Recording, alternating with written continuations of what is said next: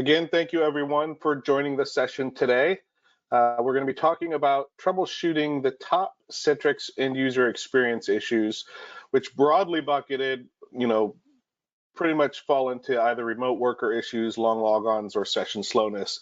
But we've got some very specific and carefully curated use cases that Esther is going to share with us and talk about some ways to troubleshoot.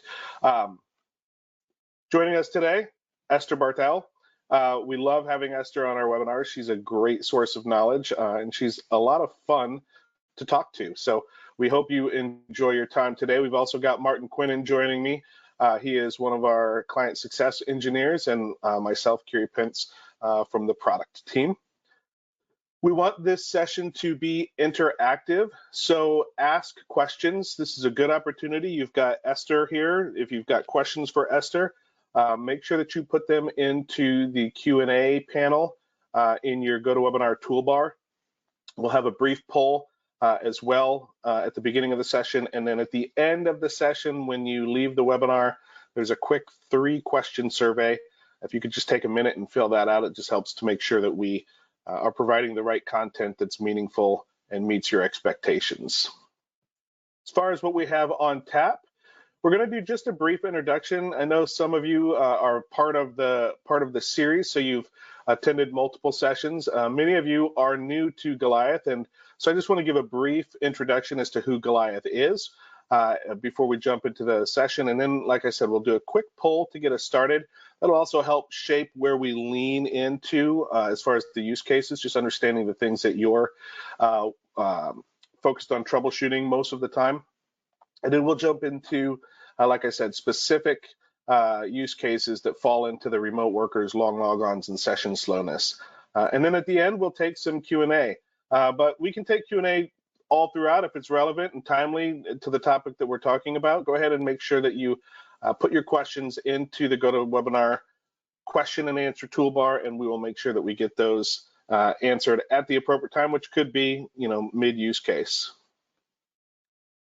So just by way of brief introduction as to who Goliath is, we are an IT observability software for any VDI or DAS platform. Doesn't matter whether or not you're on-prem, cloud, or hybrid, which is a growing use case for many organizations today. And what we do is we enable IT to move from a reactive posture to a proactive posture. And we're doing that by providing you all the ability to get ahead of issues, to anticipate issues before your end users are impacted.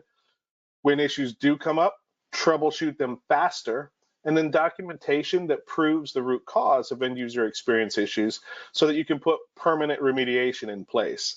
So if you think of it like, we've heard scenarios before, like where you found yourself in a situation, maybe you're trying to communicate the need to increase bandwidth, and you've got to reach out to the networking team, and you know that you need more bandwidth for the Citrix sessions because, some change in the applications, or maybe you're trying to get additional resources from the storage team, but you're not getting anywhere because you don't actually have the data necessary that, or even the documentation that points to an unequivocal need to have these additional resources.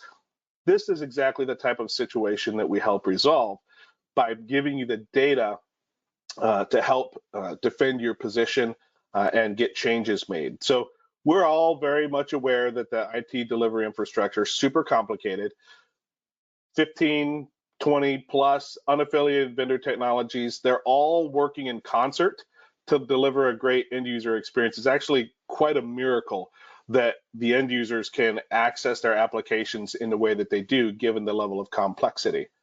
So how do you then, find yourself in a situation, you're oftentimes, at least this is what we hear, the Citrix team is on the receiving end for getting blamed for end user experience issues, regardless of whether or not the issues have anything to do with Citrix or not.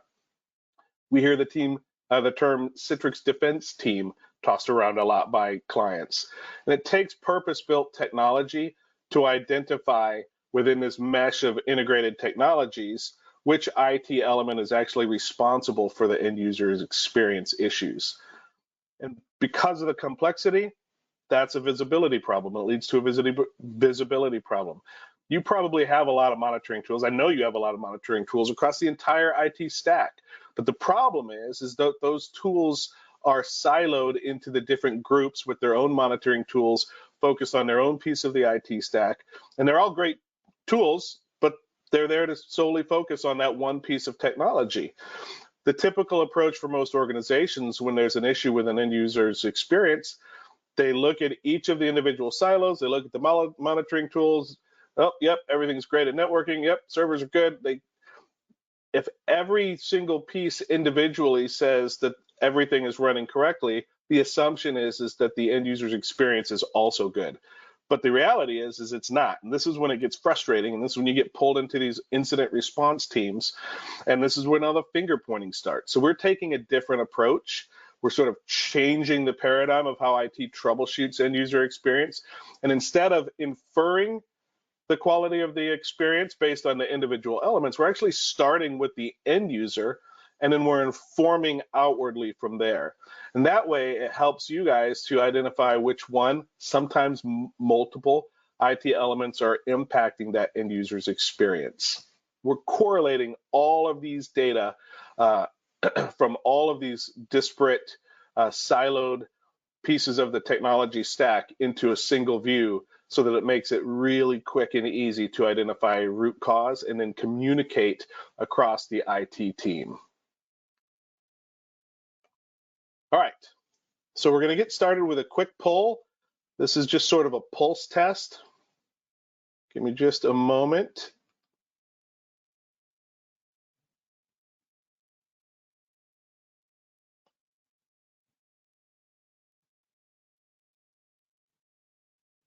There we go.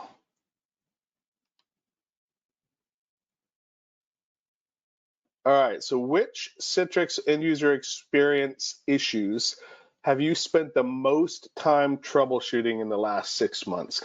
Doesn't have to be the last 6 months, just recently. Is it tied to long logons? Is it tied to failed logons? Is it tied to remote workers? Maybe just a vague Citrix is slow. We hear that all the time. No details, just Citrix is slow today. Or if it's something else, go ahead and type that into the chat or into the Q&A panel, and we'll see if we have time to address some of those things as well. We just want to get an idea of what are the elements that you're spending a lot of time having to troubleshoot. All right, I'm gonna go ahead and close that out. Share it. So it looks like most everyone, yeah, it's that vague Citrix is slow. And no details, end users aren't technical. They have no idea how to tell you what's going on. It's just super slow. And so now you're left to find that needle in the haystack. All right. Thank you all for sharing. All right, let me close that out.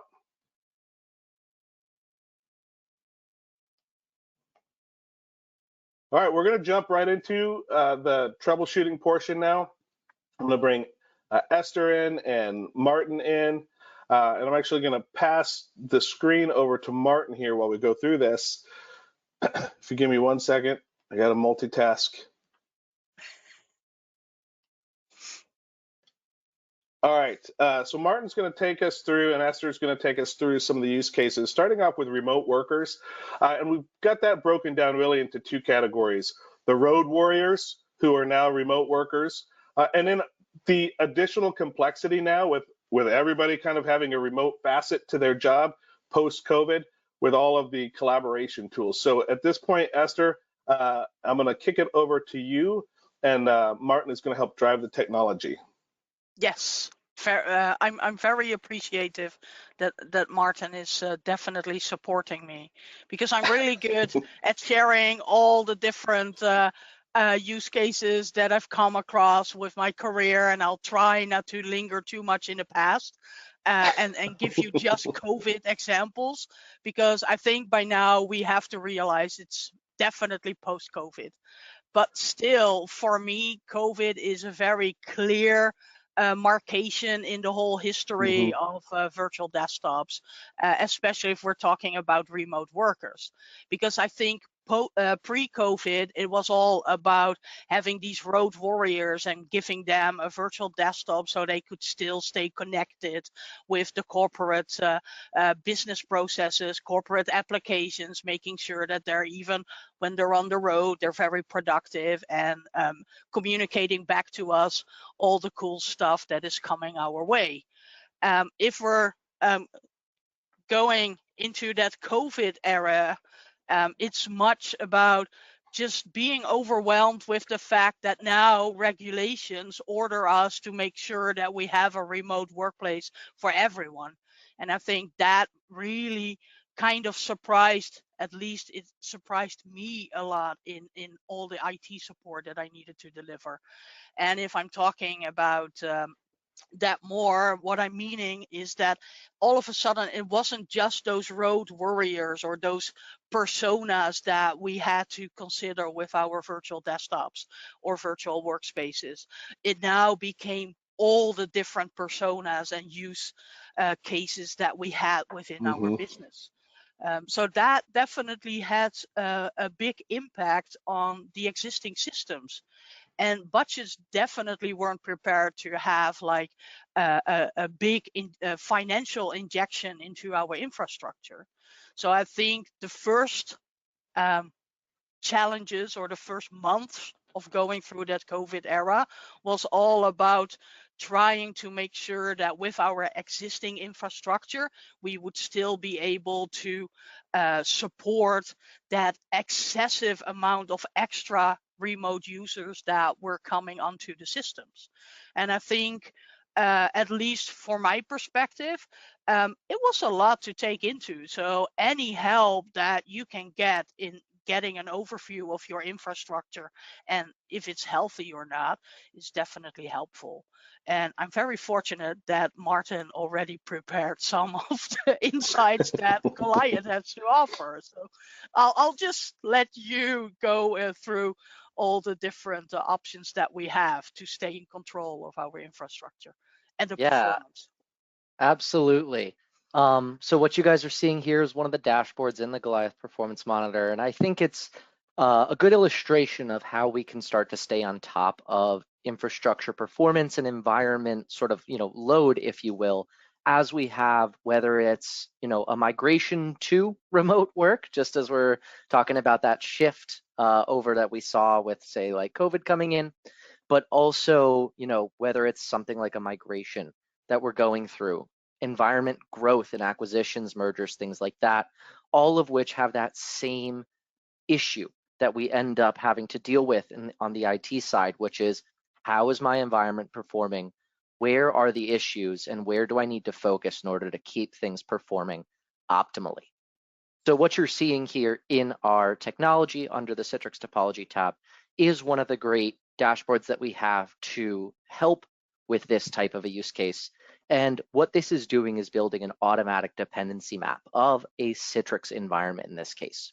So for your CVAD deployment, having Goliath being able to be deployed and starting an API that automatically discovers and draws out this dependency map of everything from your NetScalers and gateways through your storefront machines, delivery controllers, as well as your backend peripherals, things like license servers, Citrix database, and then of course in your full production environments, you guys are looking at my demo lab here, but obviously we would also map out things like your Active Directory farms, PVS farms, hypervisor hookins, everything like that as well, showing you all the dependencies that your Citrix environment is relying on to make sure are up and running in order for optimal user experience, but then also telling you how it's doing in real time, where Goliath is going to be looking on a 24/7 basis for hundreds of different events, conditions, and failure points that can impact user experience or cause degraded performance.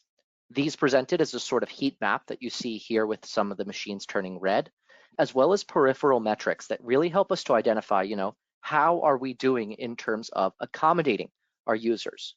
If we're going to be seeing a flux in user activity, concurrent users, a migration of additional users into the remote environment, how's the environment responding to that spike or rise in concurrent users and sessions?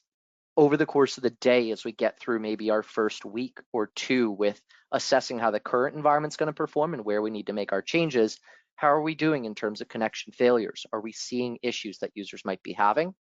And then maybe most importantly in my perspective or my experience is down here on the right side, end user experience faults. Genuinely, how are our user sessions performing? Are they seeing impacts due to network latency, slowness in their sessions, or long logons occurring at any point? And the volumes down here within these bars showing you a tally of users that are impacted. The 39 logon duration issues have been recorded in the past 24 hours here that we're seeing. And so now we can focus on what could be causing that, noticing exactly where those issues are, importantly, where those issues are not, and allowing us to get down to troubleshooting those issues as quickly as possible. So noticing, for example, if our delivery controllers are performing well under the load. Are we seeing resource utilization that's running out? Are we seeing critical services that need attention, or any other conditions that Goliath's going to be looking for along the way here, letting you know that, for example, we might have a misconfiguration within the environment, and then drilling down even into the delivery layer, where again, we're looking at response to user activity, showing you number of machines that are active. So for our couple of VMs that we have provisioned, how are we doing in terms of session load with those users coming in? Logon durations broken down, concurrent users now broken down by our different delivery groups. And within each of these, being able to see overall resource pressure and user experience trended over time here to allow us to get some insight into, for example, again, something like a disk backup issue. Maybe there are midday maintenance tasks that we normally run, but now with a new user behavior, maybe we have to adjust those. So all sorts of data points we can get just by a overview of the Citrix environment.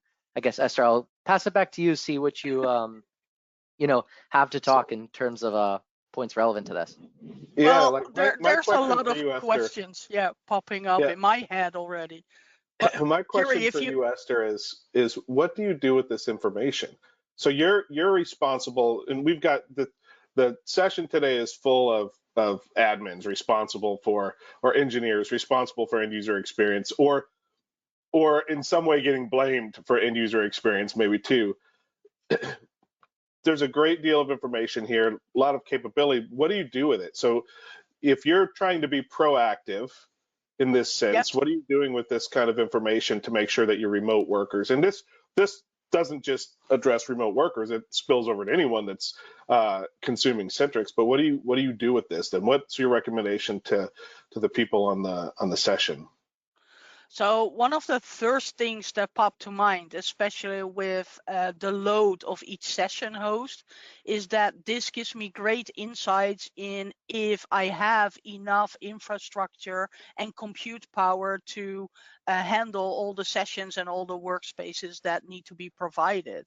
So this already helps me to double check.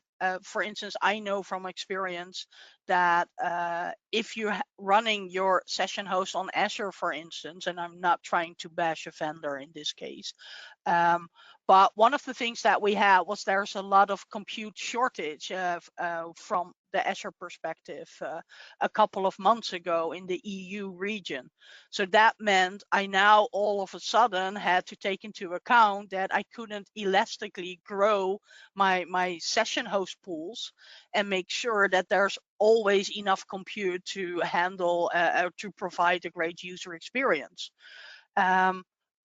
If I wanted to get more compute, I had to go to different regions, which means I also now had to take into account extra latency that could occur and different influences on those user sessions.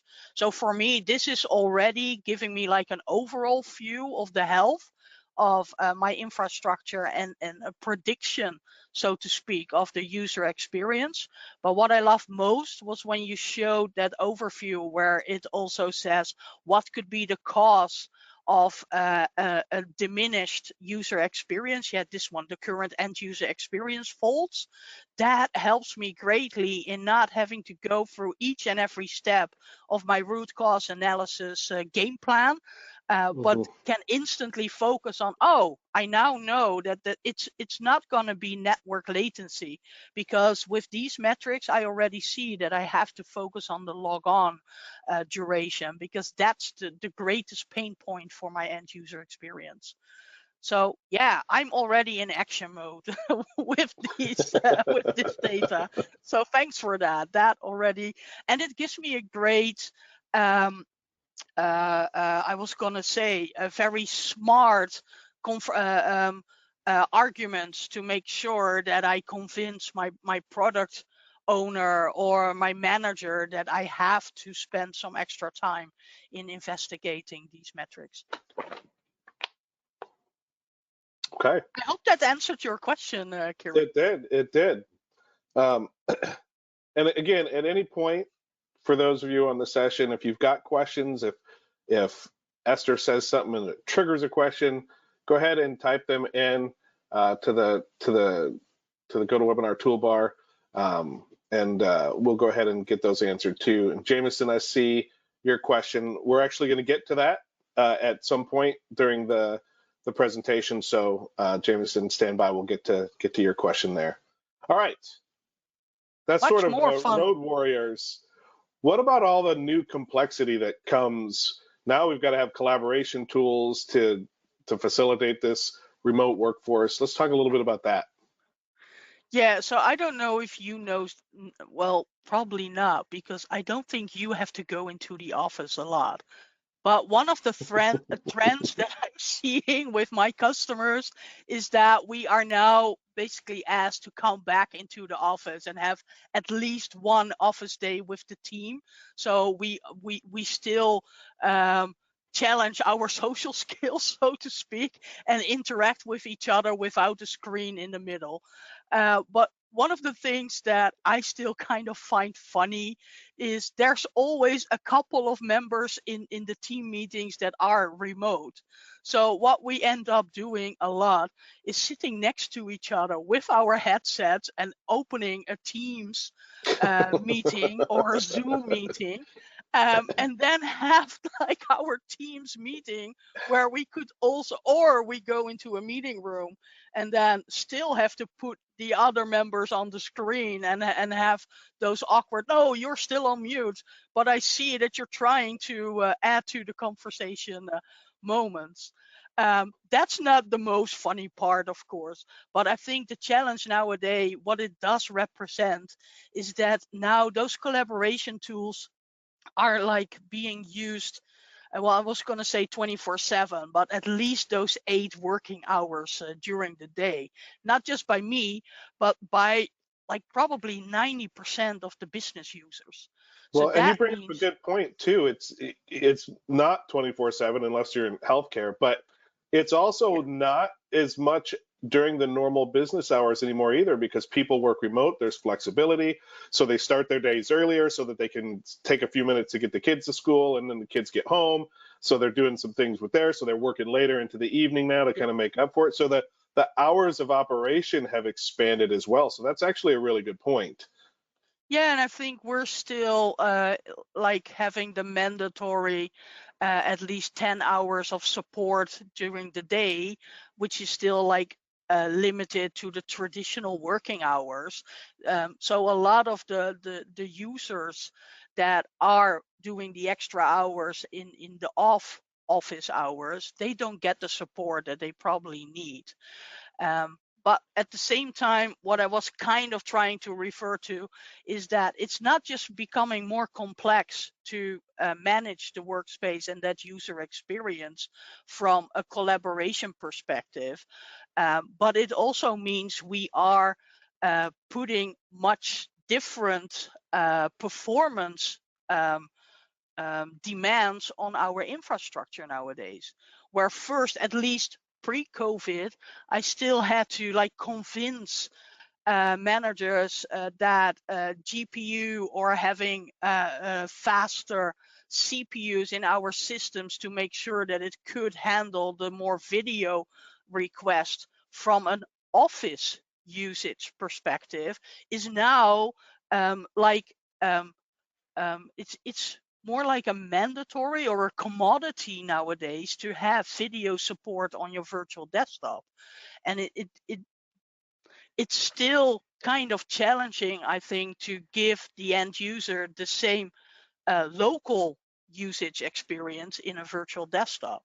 So I think we definitely need a lot of data to get some insights on that.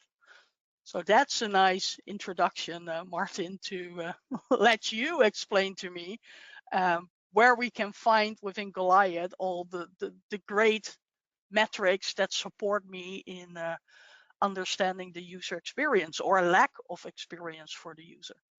Yeah, absolutely.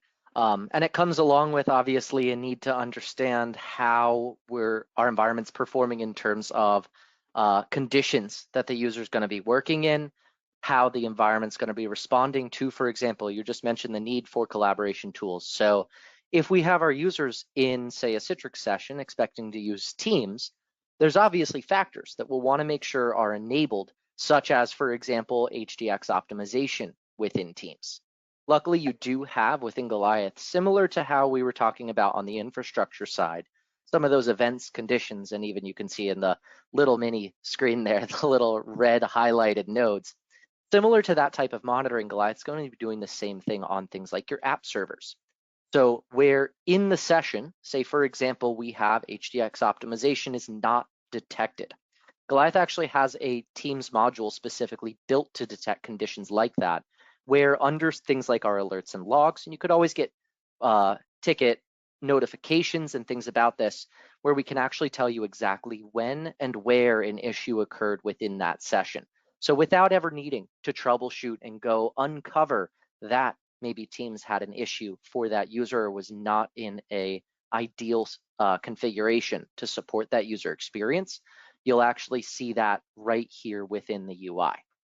Similarly, there's a lot of other factors that we'll need to account for when looking at user experience. And luckily, Goliath's going to keep all of that in one place for you. I'm just right now navigated into my active session, actually, as you can see, currently active here, where we can see what kind of data is going through this Citrix session. So not only what endpoint I'm on, where I'm working from, logon performance, but also, say, for example, if we have a user complaining about slowness in a session, how is the system performing? How is their session performing? And what are the contributing factors to, say, user experience impacts? If I jump into something like ICA and HDX breakdowns in the session, what you're going to see is all of the different factors that influence that Citrix protocol and help us understand where issues might be. So not only a record of latency over the course of the session, but also what kind of connectivity that endpoint has over the course of the session. You can see right at the beginning here where I was having a bit of an internet issue before I was able to get that fixed, even on today's session as we're going. But also coming down into the bottom section where I think this becomes really valuable in terms of whether it's the need to leverage collaboration tools or otherwise, for example, make sure our machines are properly configured. We can see how our session's performing in terms of what type of data is going through the session. So say, for example, we're expecting users to need to be able to be on video call. We're going to want to make sure that the demand that's generated from audio bandwidth in or the user speaking into the session, as well as thin wire bandwidth, which is Citrix graphics, is going to be able to be handled by whether it's the local client conditions of the session or even the compute load on that session host. Similarly, there's other critical pieces we'll want to keep an eye out for, whether it's redirection of flash data, or in the case of multimedia, again, in this case of a collaboration tool set, we'll need to make sure that we're doing things that optimize compute. So redirecting the graphics compute down to the client device, right? So multimedia acceleration here, allowing us to be able to do that bit of client redirection for some of those video or audio type workloads that are otherwise going to maybe hang up that session, and especially with an influx of users to an environment, a migration, anything like that, those will be factors that'll be key in helping us understand where we can optimize user experience a little bit better.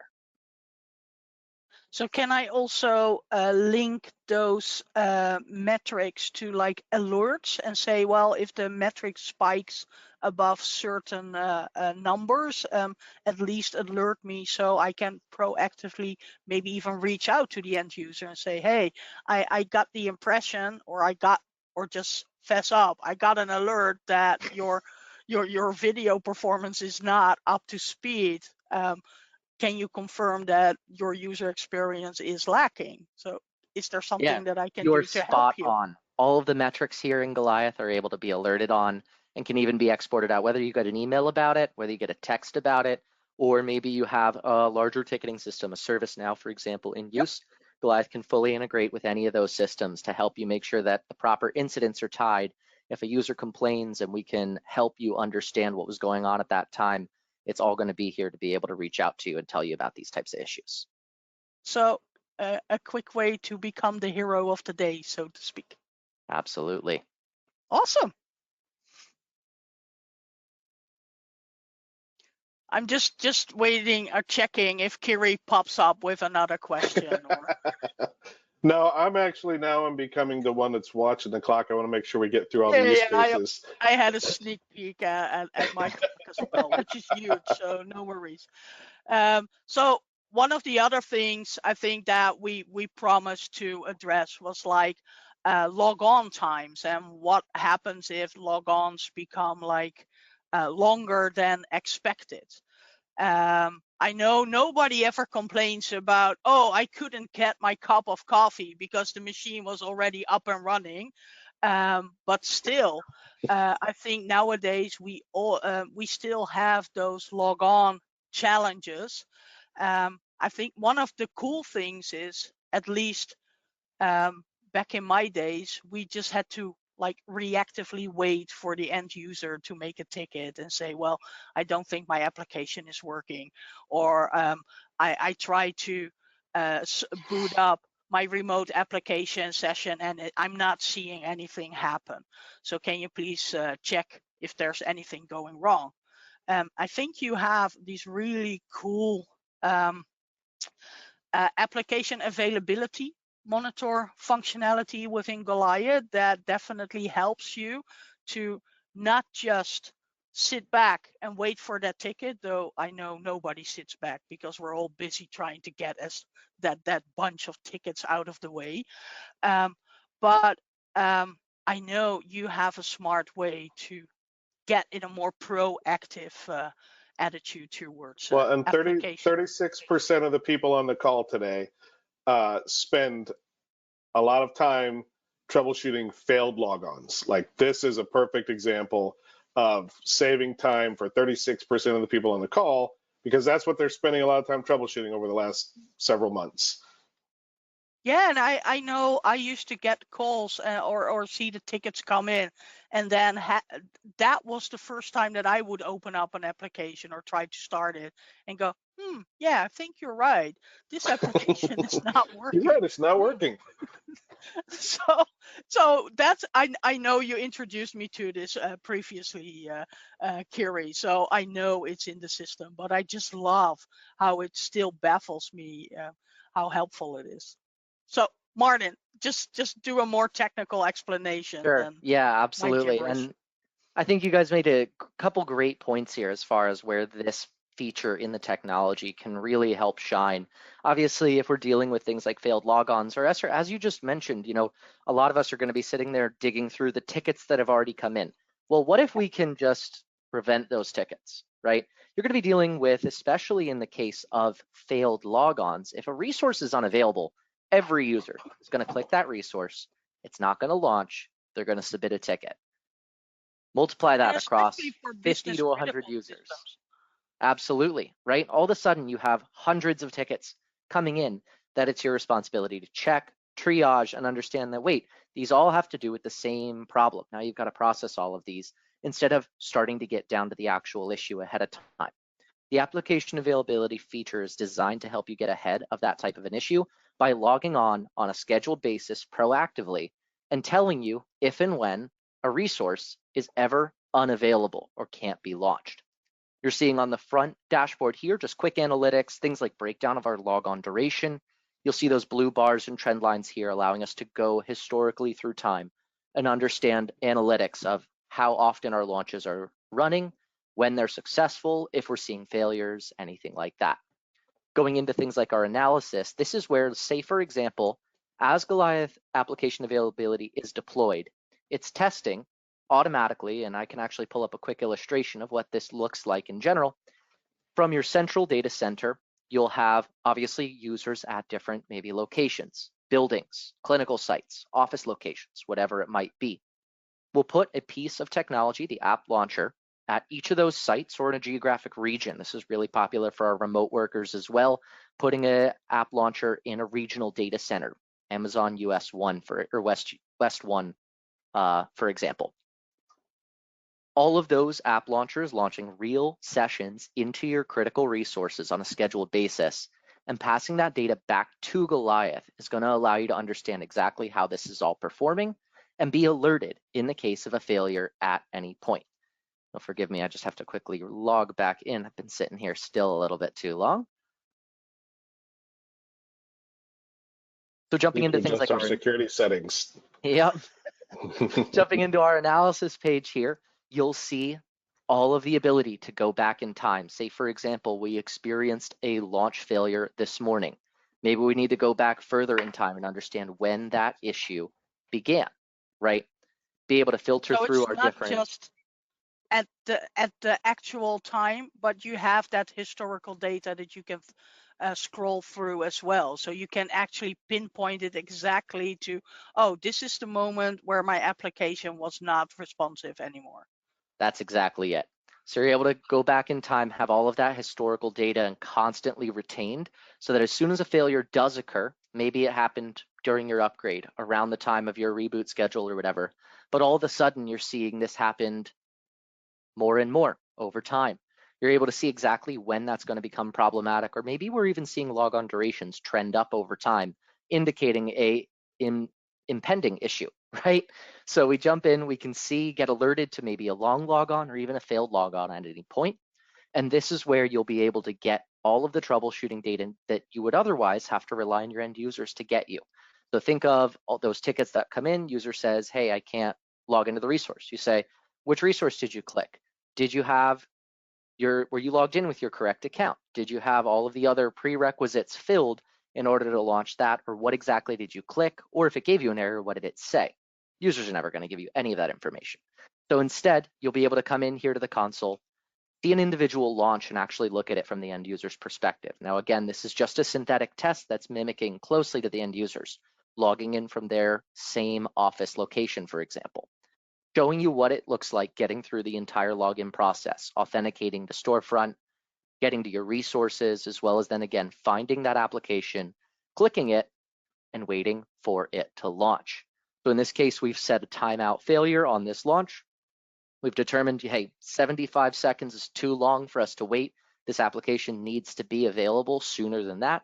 So it's going to register a failure, let us know, and show us exactly if anything happened. Warnings, failures, expired, certs, anything like that, that'll pop up to that end user that they might not otherwise notice. You have screenshot evidence of that entire process. So all available here for you to be able to kind of see exactly what's going on without having to rely on those end users.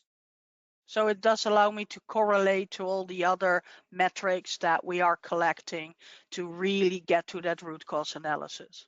And yes, excellent observation, right? Since this is just one feature within the overall product, all of the data is retained. So these are real Citrix sessions, meaning we're going to see them going through the dependency map, which machines they went through, analyze the logon duration and session experience that those synthetic sessions are experiencing to understand exactly what our baseline looks like without having to deal with the end user variables. So I know I'm going a bit off script here, but that's just because, well, the automator in me just had this quick question. Can I also use an API or an automated way to retrieve that information, for instance, edit it to the tickets that are coming into the system to provide basically second line support, a much more detailed information that the first line support might not be able to gather, but Goliath can assist in making sure, oh, let me already give you all the data from that exact moment where the user says excellent question. Started. Yep, so there's a couple ways you can do that as well. So this feature set runs through a similar capability that Goliath has with the rest of our conditions and events that we look for. So it's fully compatible with the alerting, whether it's email, ticketing system imports, anything like that. but also our entire database. Everything across the product here can be fully integrated independently as well. We have plenty of customers who leverage things like a Power BI, Tableau solution, anything like that, to simply pull our data, grab a live feed against the data sets that we're gathering, and be able to layer that in with operational data as you're going through to be able to enhance whether it's team efficiency, time to remediation, or anything like that. I'm baffled. Sparkling automation, as you referred to earlier, Esther. Definitely, yeah. It's already sparkling in my eyes. I know you saw that. So I don't want to stress us on time. So I'll just take the initiative and basically say, well, I know application performance or application availability is not the number one issue or root cause of logon duration, like long logon times, or not getting that session at all. I know we are advancing from a technology perspective and also from a reactive to proactive perspective as a support organization, but I know we still have to address those like dinosaur issues that keep popping up every now and then and refuse to be extinct.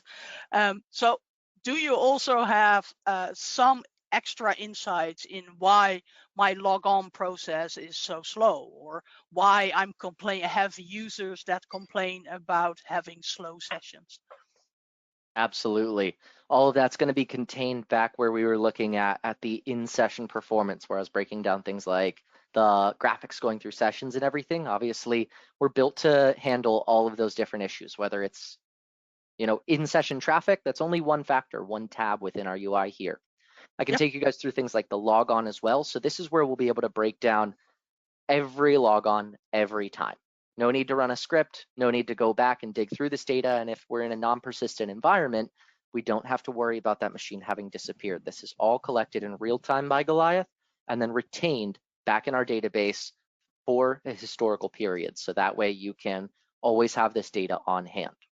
You'll see I'm in our logon tab now, where we're able to bring in all of the stages of the Citrix login process, as well as enhanced substages here, going through things like the authentication details and response times of your domain controller, call out of exactly which machine was involved if we have something like a delay in the authentication side, going through things like group policy, breaking down group policy application by policy with duration of execution as well, so we can see exactly if at any point where our hangup is within the sessions. And then coming on down through things like profile and interactive sessions as they're picked up by Citrix, great and all, but maybe we need more detail, which is where the full logon stage from both the data center and the workspace side through the entire handshake and session startup is all brought into a single location. So we're 2 clicks into a session, one into the user's name, a second into the logon breakdown, and I have just about everything I need to begin understanding where the delay was in a session and where we can start to focus to help remediate that issue or kind of solve that in the future. And this is perfect too, the way that, because Esther was sort of framing this up as slow experience, but that's the problem, right? When they get tickets and 64% of the people on the call said Citrix is slow complaints is the number one thing that they're having to troubleshoot. That could be anything from logons. It could be anything to connection speed. It could be anything. I mean, it covers the gambit because, again, users aren't technical. So you have no details to work with other than they're unhappy about something, which is pretty much always the case anyways. So Martin, the way that you showed that is great because they may not know where to start. So they can look at that. And I know you're going to talk about this here in a second, that the summary display, and just kind of give you the overview of everything that's going on. But from this point right here, you're able to see, okay, I don't have any idea what the user is experiencing other than they're saying Citrix is slow. This summary display that you're about to show gives you the ability to look at every possible direction or IT element that could be impacting that user's experience. And you've said it earlier on, it's not just about pointing you to where the issue is at. Yes, that's where we need to be, but it's also about how many other things that you didn't have to troubleshoot because it immediately ruled them out. And Esther, you talked about that, just sort of that troubleshooting workflow and that process that you go through, step 1, step 2, and you do it until something breaks and you're okay, well, this is the broken piece.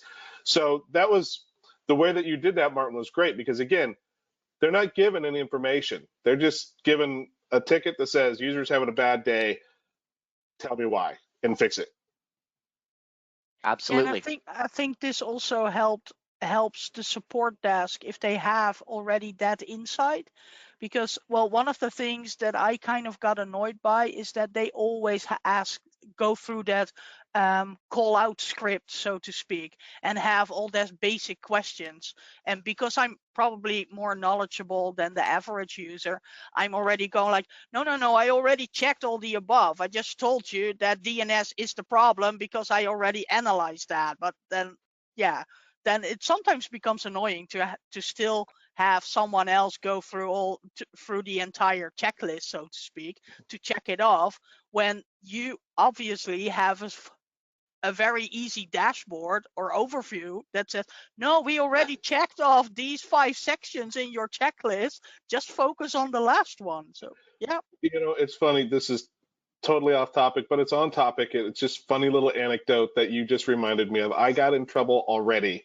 this week because my wife was having trouble with her computer. And what is the first thing that you ask when someone's having trouble with the computer? Did you restart it? And she said, I'm having this problem. She said, don't you ask me if I restarted it. I know I already restarted. I know that's what I'm supposed to do. So it's funny that you said, I've already investigated all of this. Yeah, so that's one of the things that I love, to get back on the topic, so to speak. So let me ask you a question, and before Martin gets into sort of digging into the details here. Yeah. What about optimization? So a lot of slowness, the sort of general slowness issues, is an optimization. It's a setting, it's a configuration, it's something silly that changed because of some update that happened along the line and nobody noticed it, and it's causing issues with end user experience. And we've had other sessions about automated health checks, but just curious as to what you've done about optimizations as it relates to just sort of staving off some of these issues that we're troubleshooting now, but maybe you didn't have to be, because if the environment was optimized on a regular basis, ongoing, automated, however, whatever the process is, how much time does that save troubleshooting silly issues and, not having to look for that needle in the haystack? Well, for me, the challenge always is to find a good balance between optimizing the environment and keeping the administrator happy, that is very content that it now has a running environment and doesn't want any new changes to maybe impact the performance. So that's one of the challenges that I have. And I have to admit that, and I'm not sure if I can blame AI, but I am getting lazy.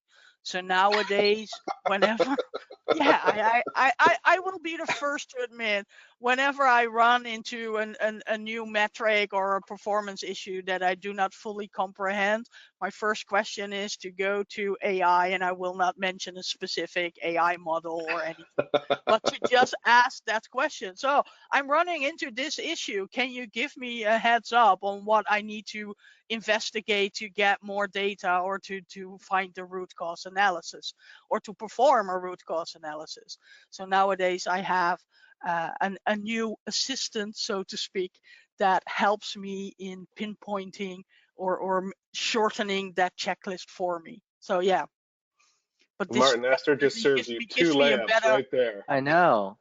A better feeling. Yeah, so a little bit of, I think here you bring up a good point with things like, so actually take this logon right here as an example. Well, What we're looking at in a breakdown here of a logon process is where delays might be. You'll notice overall our logon duration isn't too bad. Sub 30 seconds is pretty great, but 21 seconds of validation to handshake our process before we have a lightning fast Windows logon process, I think we could do some optimization there, right? So maybe get this even down below our 20-second mark or something like that in a ideal scenario. Jumping into some of those delays, things like where we can optimize on the VDA side, compatibility, anything like that, is where Goliath's health check module and some of those accompanying features can help to understand or help you to understand what might be out of place. Carrie mentioned a pretty common thing that I hear from customers all the time is it's all great until we run the Windows update on the weekend. And all of a sudden, everything's just randomly bad again. I just did it all, but what got reset? Where do I need to look back to? So along the way on a weekly basis, maybe every time you run an upgrade or something, Goliath actually has the capability to run a full comprehensive health check of your Citrix environment, output a report that looks just like this pretty much, where you're able to execute a whole bunch of configuration checks. Say, for example, you run your Windows update over the weekend, you come back and all of a sudden resources are not running quite as smooth as they were, right? Maybe we're seeing slightly longer logon times. That could be due to re-enabled services, could be due to re-enabled scheduled tasks that are now trying to run and re-optimize the environment according to Windows. Maybe not for Citrix though, right? This is where all of those different configurations, optimizations, and checks can be checked for along the way and give you that readout of exactly where our issues are coming from. So does that also mean that you support the capability of running a comparison between two health checks to see if it actually is can pinpoint me exactly to what changes? Exactly, right? Maybe we run one at the right when everything's good and see what we're doing. Are we at 100% pass? Or maybe is there some specific health check according to, we're doing this all with Citrix best practices. Maybe not every best practice is a fit for your environment. So you know that these couple of scheduled tasks that you don't turn off happen to make things better for your users and your resources. So you can run that, and then the next time something changes, run this health check again and see what changed from the last time to help you pinpoint exactly where that attention needs to be made so that you can better optimize whether it's logon performance or overall performance. So that allows me to basically run it against a baseline that I pinpointed one of the previous health checks for. Exactly. Awesome. All right, Martin, you want to jump back into the tech and kind of walk us through the troubleshooting. This is probably the last one we'll be able to get to. Troubleshooting sort of that general Citrix is slow, just the different ways to get to some answers. Absolutely, right? So we've spent a little bit of time in this UI section already, understanding kind of what kind of data is contained with any one session, but it can be extremely easy to find exactly where a problem might be along the way as well. So say, for example, a user calls in about slow performance in their session. A simple sort by slowness overall within an environment can pull right up to the top exactly who's having issues. We can make comparisons against where that user's working from, other devices that are in use, or in some cases, maybe for example, it's a common app server that users are all on together. One user is leveraging a lot of resources, and another user who's maybe not doing so much is actually suffering the consequences of unavailable resources or something, right? That common issue of like a noisy neighbor on the server. This is where in Goliath, you'll be able to not only dig into the user who complained about a slowness issue and see exactly where that issue is coming from, whether it's latency in session due to the network, or maybe even, and again, in the case of something like a noisy neighbor, the resource utilization on the server, or other processes running on that server to show you exactly who's running the, say, Chrome processes that are consuming all the memory, right? Whatever it might be, you're able to see all of that information, troubleshoot down to root cause in as little as 1 to 2 clicks, just by following through where is my spike? Where am I seeing a correlation in that spike? And simply clicking that relevant session to take you to, say, this familiar screen to look at local client connectivity and issues. Or in the case of resource utilization, head down to that app server or hypervisor host to understand where those contention points are coming from and even dig into who's causing them. So the correlation is not just within the session and the metrics for that specific session, it's also all the other sessions, or like you mentioned, the noisy neighbors that are on that same session host and might influence the performance. Exactly. And even if you want to start your troubleshooting by just checking to make sure that the servers are doing okay, Goliath has the views for that as well to show you where our loads are out of whack, right? Maybe we have one server that's running too hot. You can see the couple of extra users on there and click in to see who's running those processes. Similar information before we ever have to jump into the actual sessions to correlate latency values. So Martin, I know we're just about at time. We have a few questions in there. Can you go in and just speak a little bit about connection speed? That's one of the questions that has come in. Yeah. So over the course of a session, what we're looking at within Goliath is going to be a variety of metrics that are passed through the Citrix protocol, the ICA and HDX protocol. We have full guides on this protocol on our support site where you can read all about the specific definitions, how the protocol functions and everything like that. And as part of that, we're collecting and plotting some of the key metrics, things like the latency experienced by the user, the network impacts on the session, and where our question lies on the connection speed is going to be the available bandwidth to the client device workspace at the time of the user sessions. Over the course of the session, the workspace app is working with Citrix, an inherently adaptive protocol and technology, to account for endpoint conditions. If the user's working too far from their router, or maybe, for example, they have a lot of traffic going through that session, where can we optimize leveraging, whether it's adaptive transport, whether it's buffering within the technology, all of those types of things that Citrix is going to implement to preserve user experience as best as possible is governed by measurements, just like connection speed here, that shows the amount of bandwidth available to the workspace app, running version here, on the client device, at the client location over the course of the session. So if we have neighboring apps on the same workstation, I'm running Citrix and I'm running my Teams at the same time, I'm jumping on a call, I've got a couple of Chrome tabs open, all of a sudden, everything reaching for my local network card is going to have to compete, and Citrix is going to suffer as a result. You can actually see where I had to close one of my background apps right here in the middle of my session as I'm pulling it up here, and where we see the response that Citrix is actually able to grab a little bit more bandwidth as a result. Okay. Endpoint agents, are they required? Absolutely not. Short answer. But yeah, so That's as okay. part. Short answer is what we have time for right now. Just an agent on the VDA, right? Nothing on the Sure. on the endpoint. Nothing on your endpoints. Completely agnostic, thin client, Windows, Mac, all work. Question came in while you were showing the topology view at the beginning. Is there automated remediation, or as Esther would say, sparkling automation? Yes. There is. Yep. So every one of our alerts and conditions that we look for across the technology is going to be able to be associated with automatic remediation. Run a script, kill a process, restart a service, whatever it might be. You can get as fancy or as simple with it as you like. It's all up to what you'd like Goliath to handle for you in the environment. Is that remediation that Goliath already provided like a best practice remediation, or is it more focused on custom remediation where you are responsible for the remediation actions? Yeah, it's a combination, I'd say. So a lot of our critical things like the services and processes, Goliath's going to come not pre-configured to make the change in your environment, but with a very easy, hey, fix this for me kind of button in the technology to restart, say, for example, the broker service. However, some of the other ones, say, for example, a custom script, custom condition, that's where it gives you a little bit more flexibility to go handle exactly what you want to be doing.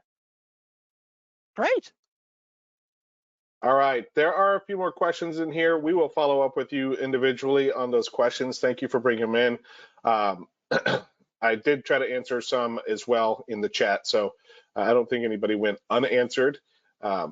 Just as we wrap this up, just want to give you a sneak peek. Esther mentioned she has her go-to AI that she uses when she's like, I'm looking for this process. What should I this problem? What should I go in and look for to troubleshoot it?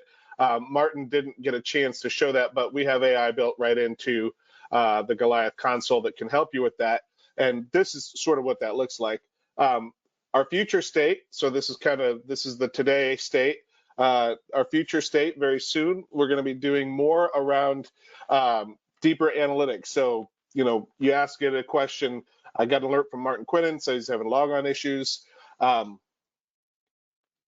all of Martin's logon or sessions from the last week and display Martin's sessions and say, okay, give me some analysis. Looks like there's a recurring problem. Maybe it's not tied to the endpoint.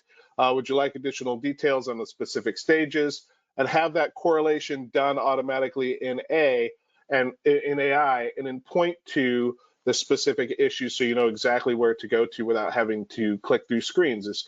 As easy as it looks like to just hit a few tabs in Goliath to get to root cause, having AI help you with that and do it for you is even better. So that's future state. As far as next steps, if anyone is interested in a demo and a trial, Claudia has put some links in the chat, so feel free to click on those links and set up a demo or a trial. We talked a little bit about health checks. If that's something that you are interested in, we're happy to talk to you about that. We even offer that as a service.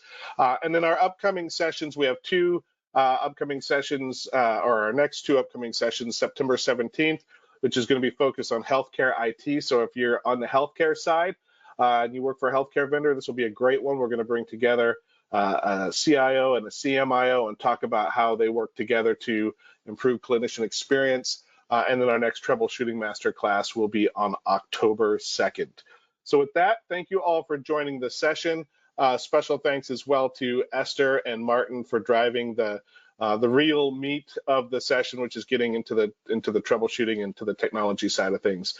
Have a great day, everyone. And if you don't mind just filling out the survey at the end of the session, that will be helpful in making sure that we provide the right content for you. All right. Thank you, everyone. Take care.